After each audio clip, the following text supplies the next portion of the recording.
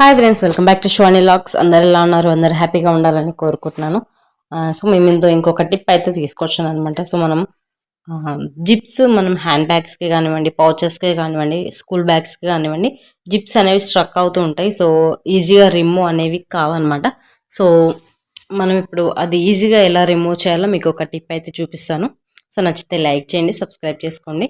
So ఇలా టైట్గా ఉన్న జిప్స్కి మనం ఏ సోప్ అయినా సరే, సబ్బు మనం యూజ్ చేసుకునే సబ్బుని ఇలా ఒక 2-3 టైమ్స్ ఆ జిప్ పైన బాగా స్క్రబ్ చేయాలన్నమాట.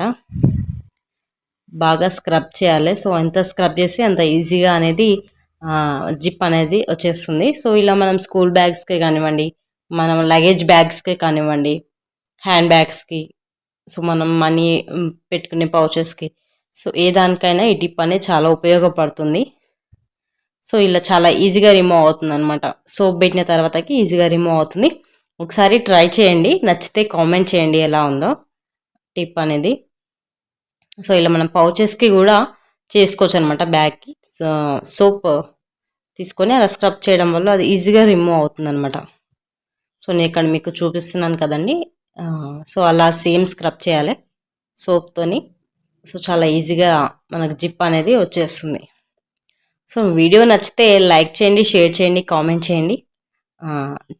టిప్ ఎలా ఉందో కామెంట్ చేయండి, తప్పనిసరిగా మర్చిపోకండి. So subscribe. థ్యాంక్ యూ అండి, థ్యాంక్ యూ సో మచ్.